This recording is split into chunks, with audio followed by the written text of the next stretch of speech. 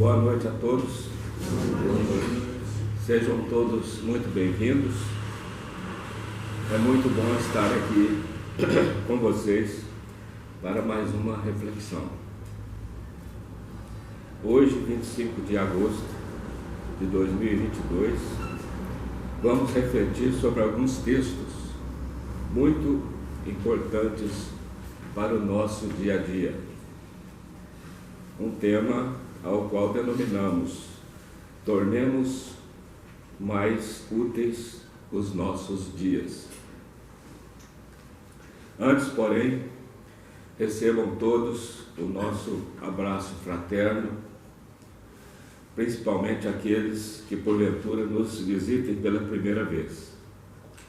Nossa casa de estudo, trabalho e oração é muito simples, mas recebe a todos com muita alegria e com muito amor.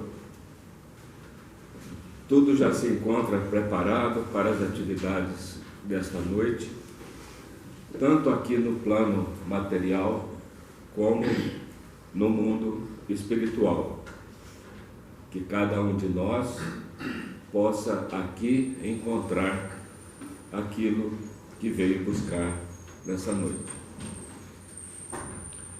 Vamos também nos preparar, deixando a partir desse momento as nossas preocupações materiais, nossos afazeres e compromissos. Vamos elevar o nosso pensamento ao Pai Celestial e ao Mestre Jesus e abrir a nossa mente e o nosso coração para a mensagem de hoje, de modo que essa reflexão possa ser proveitosa para nós e seja um momento de aprendizado em um clima de muita paz e serenidade. Juntos, portanto, elevemos a nossa prece a Deus por meio da oração que o próprio Mestre Jesus recitou e que nós aprendemos. Pai nosso que estais nos céus, santificado seja o vosso nome, venha a nós o vosso reino, seja feita a vossa vontade, assim na terra como nos céus. O pão nosso de cada dia dai-nos hoje, perdoai as nossas ofensas, assim como nós perdoamos a quem nos tem ofendido. E não nos deixeis cair em tentação, mas livrai-nos do mal, porque vosso é o reino, o poder e a glória para sempre. Que assim seja. Então, eu gostaria de, inicialmente, citar aqui os textos nos quais nós vamos desenvolver essa nossa reflexão. O primeiro deles é um trecho da carta de Paulo aos Coríntios, capítulo 6, da primeira carta, que é no capítulo 6, versículo 12. Então, portanto, na Bíblia, né? E foi escrito por Paulo há cerca de 2000 anos atrás. Ele diz o seguinte, nesse versículo 12: tudo me é permitido, mas nem tudo me convém. Tudo me é permitido, mas eu não me deixarei dominar por coisa alguma. Talvez até inspirado nessa carta, né, de Paulo, um filósofo brasileiro muito conhecido, que já escreveu vários livros. Ele é filósofo, escritor, educador, palestrante, professor universitário, Mário Sérgio Cortella. Acho que muitos devem conhecer, já devem ter lido algum dos livros dele, né? Então, talvez inspirado nessa carta de Paulo, ele, em um dos seus livros, ele afirma o seguinte: eu posso fazer qualquer coisa porque eu sou livre, mas eu não devo fazer qualquer coisa. E ele complementa: o que é que eu não devo fazer? O que é que não me convém fazer? E ele mesmo responde: eu não devo fazer aquilo que torna imunda a minha história. Eu não devo fazer aquilo que mancha a minha trajetória. Eu não posso fazer aquilo que agride a minha comunidade. Eu não posso fazer aquilo que envergonha a mim mesmo e a minha consciência. E termina de forma magistral dizendo o seguinte: eu não devo fazer aquilo que entristece minha mãe. Né? Então, quem é que não tem essa relação de responsabilidade, né? Essa relação do que é certo, do que é errado com sua mãe? Então, o terceiro texto é relacionado à pergunta número 919 do Livro dos Espíritos. Então, Allan Kardec, no Livro dos Espíritos, na pergunta 919, né, ele pergunta aos espíritos superiores: qual é o meio prático e mais eficaz para se melhorar nessa vida e resistir aos arrastamentos do mal? E a essa pergunta, um único espírito se apresenta, se identificou na resposta, foi Santo Agostinho. Então ele responde o seguinte: um sábio da antiguidade vos disse: conhece-te a ti mesmo. E Kardec insiste, né? Ele diz o seguinte: compreendemos toda a sabedoria dessa máxima, porém a dificuldade está precisamente em se conhecer a si mesmo. Qual é o meio de o conseguir? Então, Santo Agostinho continua respondendo. E ele diz o seguinte: fazei o que eu fazia de minha vida sobre a terra. Ao fim da jornada, quer dizer, ao fim do dia, né, eu interrogava a minha consciência, passava em revista o que fizera e me perguntava se não faltava algum dever, se ninguém tinha nada a se lamentar de mim. Foi assim que consegui me conhecer e ver o que havia para reformar em mim. Aquele que cada noite lembrasse todas as ações do seu dia e se perguntasse o que fez de bem ou de mal, pedindo a Deus e ao seu anjo guardião para o esclarecer, adquiriria uma grande força para se aperfeiçoar. Porque, crede-me, Deus o assistiria. Questionai, portanto, e perguntai-vos o que fizestes e com qual objetivo agistes em tal circunstância. Se fizestes alguma coisa que censurais em outrem, se fizestes uma ação que não ousaríeis confessar, perguntai-vos ainda isto: se aprovesse a Deus me chamar neste momento, reentrando no mundo dos espíritos, onde nada é oculto, eu teria o que temer diante de alguém? Examinai o que podeis ter feito contra Deus, contra vosso próximo e, enfim, contra vós mesmos. As respostas serão um repouso para a vossa consciência ou a indicação de um mal que é preciso curar. Muito bem. E talvez inspirado em Santo Agostinho, nós temos um texto que é atribuído ao atual Dalai Lama, né, que, se não me engano, é o quarto na sucessão, que é o atual líder espiritual dos tibetanos, né?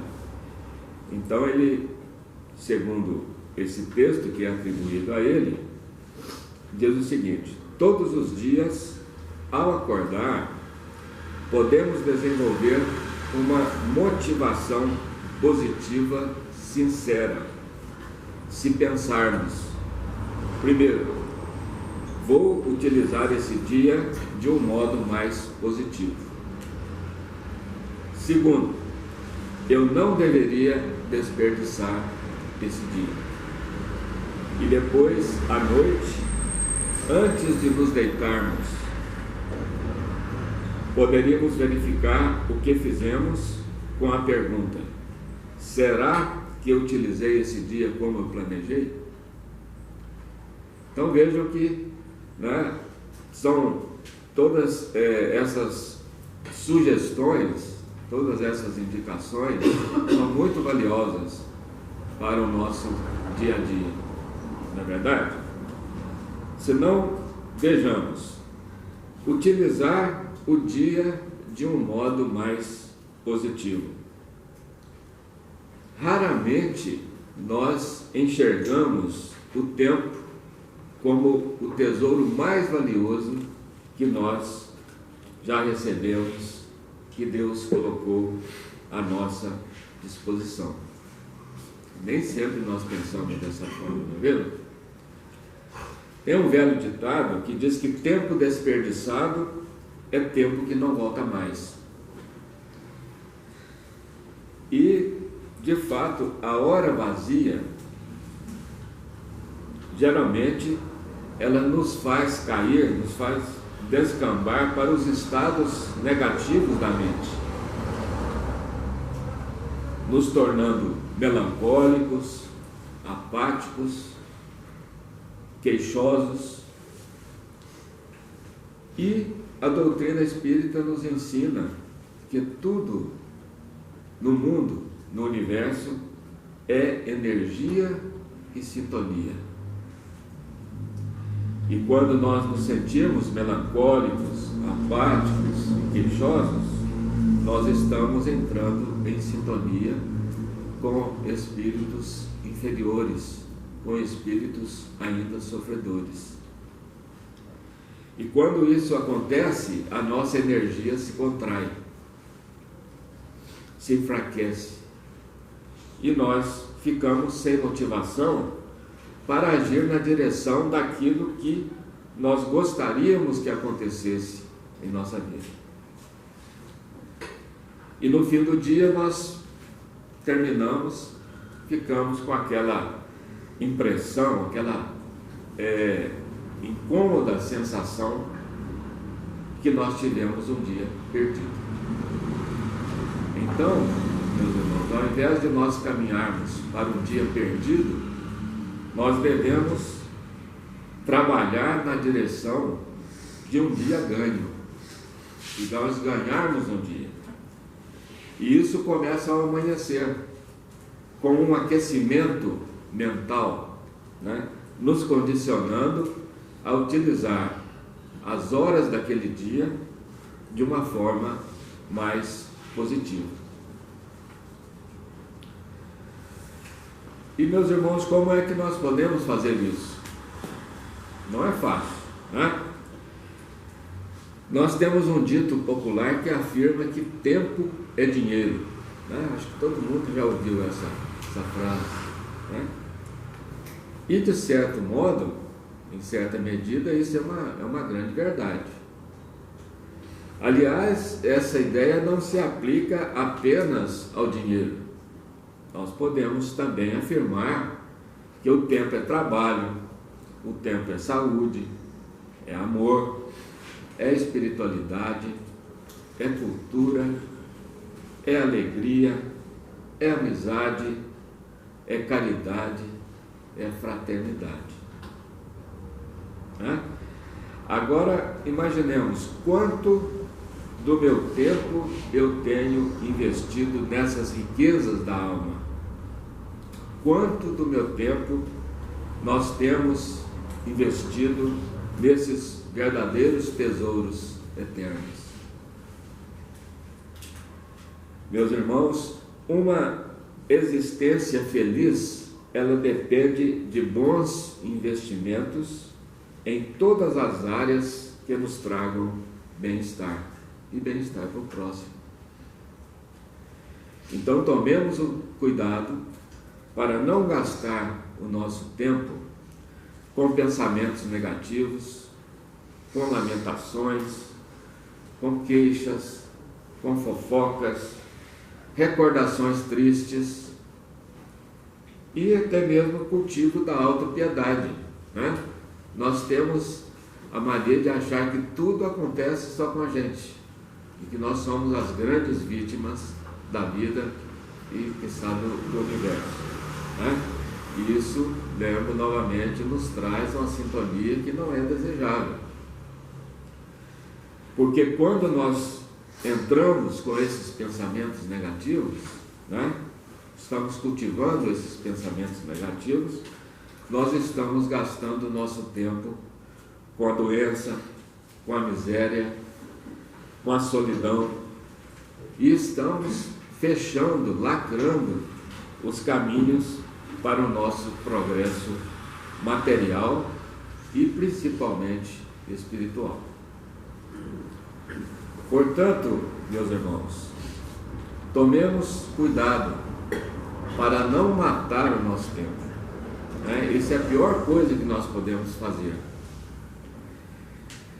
Jesus, certa vez, fez uma pergunta bastante provocadora à sua assistência. Ele fez a seguinte pergunta: que fazeis de especial? Então, aquilo a princípio, né, deixou todo mundo sem saber responder. E essa também é a situação da maioria de nós ainda, né? Porque vejamos alguns exemplos. No ambiente familiar, por exemplo, às vezes nós vivemos anos a fio sem nada fazermos de especial para que o convívio familiar seja mais harmonioso, mais saudável. No trabalho, muitas vezes nós trabalhamos na mesma empresa ou no nosso negócio próprio, né?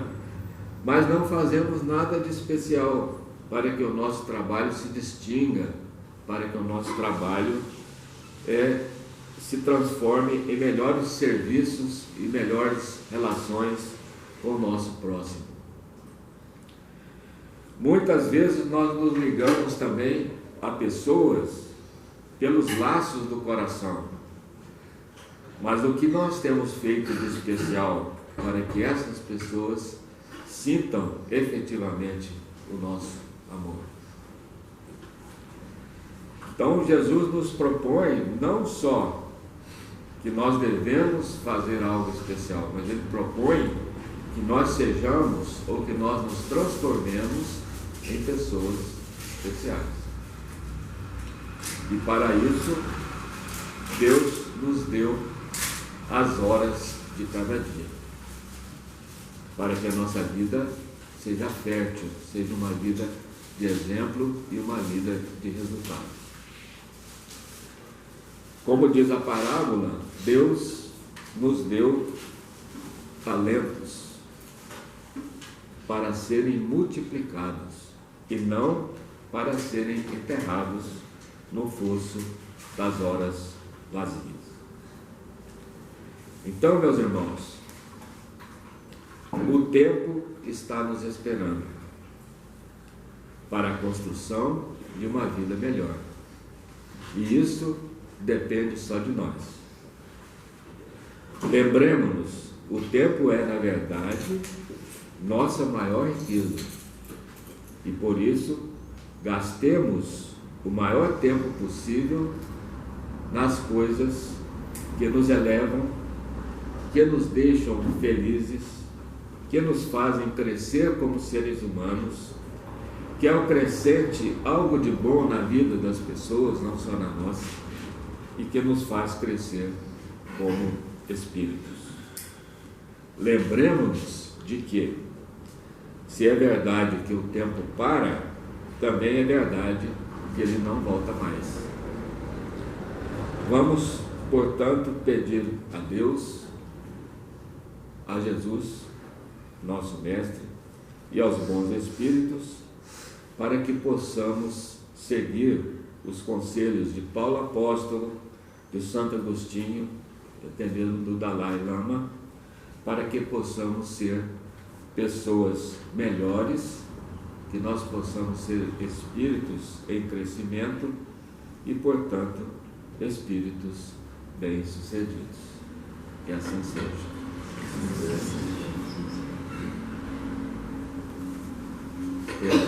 Pedro, um recado.